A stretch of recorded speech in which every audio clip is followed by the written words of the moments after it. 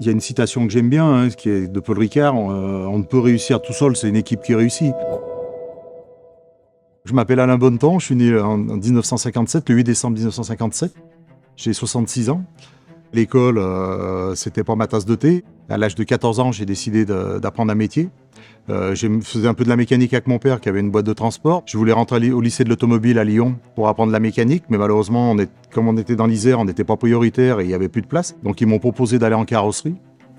Au bout d'un an, ils m'ont proposé de pouvoir passer en mécanique, mais comme vu que la carrosserie me plaisait bien, je suis resté en carrosserie. En 75, j'ai passé mon CAP. Je suis sorti deuxième de l'Académie du Rhône. Sans me lancer des fleurs, j'étais assez fort en tôlerie. Après, j'ai été bosser chez des patrons, donc j'ai bossé pendant quelques temps la carrosserie de l'Orme à Lyon, qui était la plus grosse carrosserie de Lyon à l'époque, qui n'existe plus aujourd'hui. J'ai bossé carrosserie Revelon au péage de Roussillon pendant un bon moment. Et après chez Citroën, chez Drizart. En 81, j'ai décidé de me mettre à mon compte. J'ai attaqué dans un local qui faisait 300 mètres carrés, qui était sous la maison de mes parents. On avait monté une cabine de peinture neuve, enfin on s'était installé correctement, on faisait du très bon travail. Et donc on était 3 en fin d'année, et 2 ans après on était 6. Il a fallu faire quelque chose, donc on a construit ici en 89. Ouais. Le problème qu'il y avait à l'époque, c'est qu'on faisait beaucoup de passages au marbre, donc il y avait beaucoup de mécanique. C'était une activité que je sous-traitais avant. Donc je me suis associé avec Gérald, un collègue à moi, qui lui gérait la mécanique et moi la carrosserie. En même temps, on a travaillé pour Exam. Georges Blin était un ami et il avait de gros soucis pour peindre ses petites voitures. Donc on a fait des essais, ça a marché. Et de 89 à 96, on a peint jusqu'à 8 Exam par jour. J'avais une équipe de 4 gars qui faisaient que ça. On faisait même une équipe du matin et une équipe de l'après-midi. En 96, ça a été fini parce qu'ils ont trouvé la solution pour pouvoir teinter les plastiques dans la masse, donc ils avaient plus besoin de peindre. À ce moment-là, on a créé avec Régine une activité location de véhicules pour essayer de compenser un peu le manque à gagner d'Exam. Ça a fonctionné au départ, puis après il y a eu d'autres loueurs qui sont arrivés, donc ça a été plus compliqué. On a aujourd'hui arrêté complètement cette activité. Et en 2001, il y a eu un gros pas qui a été fait. Nous sommes passés agent Opel. Là, ça nous a fait un gros boom. Ça nous a vraiment fait avancer sur la mécanique surtout. À un moment, j'ai ressenti que l'entreprise me passait devant, quoi. Ça devenait compliqué. Et là, j'ai eu la chance d'avoir un ami à moi qui était directeur chez Opel à Lyon et qui m'a donné un bon coup de main pendant 6 mois. On a vendu en 2009 jusqu'à 183 Opel à Saint-Clair-du-Rhône. Personne n'en revenait quand on a une pénétration pareille. La pénétration Opel à l'époque était de 3,9% de part de marché et à Saint-Clair, on avait 37% de part de marché. Donc les autres constructeurs comprenaient pas trop le truc. En même temps, on a lancé aussi le véhicule d'occasion. Ça a été une belle progression. Donc en 2015, on a pris Peugeot. En 2020, Citroën. En même temps, Stellantis a racheté Opel. Et ça a fait qu'en fait, on avait les mêmes modèles dans les 3 marques. Ça devenait très compliqué. Et nous, on a toujours eu une grosse clientèle d'entreprise. Et en fait, sur toute la gamme utilitaire, on se retrouvait avec, à part le logo sur la calandre qui changeait, on avait les mêmes modèles. Donc c'était quand même compliqué. Donc c'est un petit peu aussi le choix. Et puis à l'époque, Sébastien Anglerot, qui était directeur de Renault à Vienne et directeur d'Alpine à Valence, nous a sollicité parce qu'il y avait un trou dans le maillage ici. Aujourd'hui, on ne regrette pas parce que ça marche quand même plutôt bien. Il y a des hauts et des bas comme de partout. J'ai eu la chance d'être entouré par des vrais professionnels. C'est grâce à eux aussi si aujourd'hui on en est là. J'en ai un que je peux citer je crois qu'il y a 35 ans de boîte cette année, Bernard. Et j'en ai plein qui ont plus de 20 ans de boîte et tout, voire 30 ans. Enfin bon, il y a un truc de Bernard qui est quand même, c'est le seul qui a bossé à l'ancien atelier. Il est rentré en 88 ou 89, 88 je crois. Et on a déménagé en 89, on a bossé ensemble. Et je veux dire, à l'époque, j'avais encore la main, je mettais la main au boulot encore. Et on a fait des choses tous les deux en carrosserie qu'on ferait plus aujourd'hui. Aujourd'hui, c'est Eddy qui a repris le flambeau de la carrosserie. Nous savons faire à peu près tous les métiers de l'automobile, c'est-à-dire que ça soit la carrosserie, la peinture bien sûr, la mécanique, la climatisation, tout ce qui est entretien de véhicules, les recherches de panne et tout ça. On sait faire tout ça dans toutes les marques. Le dépannage, si vous êtes en panne, nous avons toujours quelqu'un de permanence. Nous faisons des nettoyages complets de véhicules. On sait à peu près tout faire ce qui se fait dans l'automobile. Les véhicules électriques, on vient d'avoir l'agrément Z2 pour Renault, ça a été long. On l'a chez Peugeot et Citroën aussi. Nous avons créé aussi en 2017 les premiums, en disant qu'on a voulu vendre des voitures un peu plus haut de gamme. C'est un peu ma passion de l'automobile qui m'a amené là-dedans aussi. C'est mon beau-frère Pierre qui m'a mis le pied à l'étrier, qui adorait ça, qui roulait et puis qui était un bon pilote. Et donc en 1983, j'ai commencé de faire des rallyes et j'ai toujours roulé avec des Opel, à part en 2004 où j'ai acheté une M3. Ouais.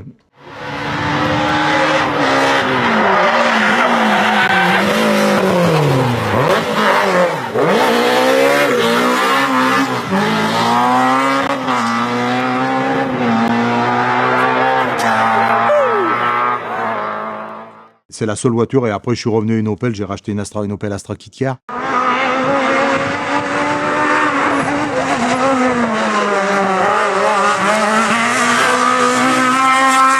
Pour droite à fond, 80 mètres, gauche insignifiant sur droite 130 d'ombre, insignifiant sur droite 130 d'ombre.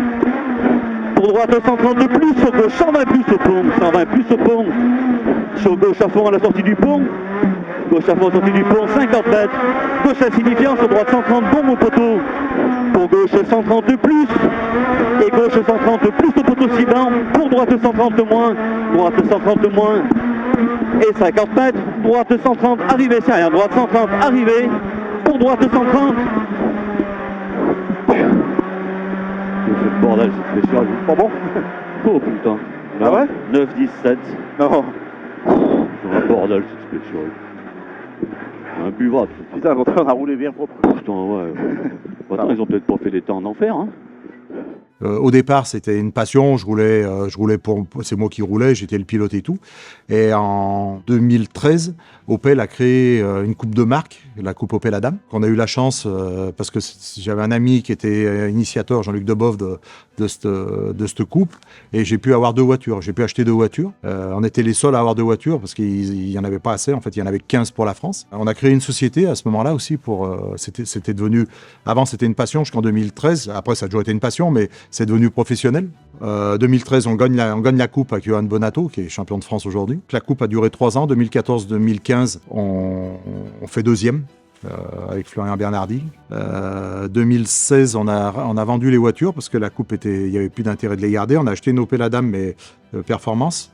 Et là, on a commencé de rouler avec Cédric Robert, qui est toujours notre pilote actuel. Donc 2016, on fait fait quelques manches du championnat, mais bon, comme ça. Et 2017, bon, on s'est posé la question, qu'est-ce qu'on fait? C'était un peu compliqué, on voulait rouler dans une coupe, il n'y avait pas de coupe intéressante. La seule coupe qui était intéressante, c'était la coupe Clio, donc c'était peut-être un signe.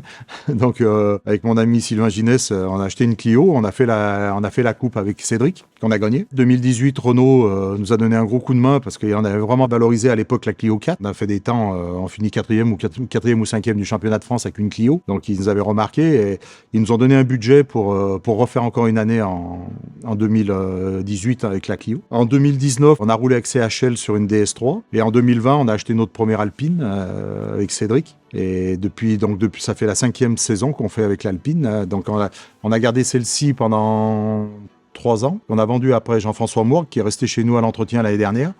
Et on a racheté une autre voiture neuve pour Cédric. Donc on a été champion de France en 2022. 2023, on finit 2e. Et puis cette année, on repart à la conquête du titre. On espère bien le regagner, quoi. Après, le team, c'est toute une équipe de passionnés, quoi. On est tous associés. Et c'est que de la passion, c'est que du bonheur.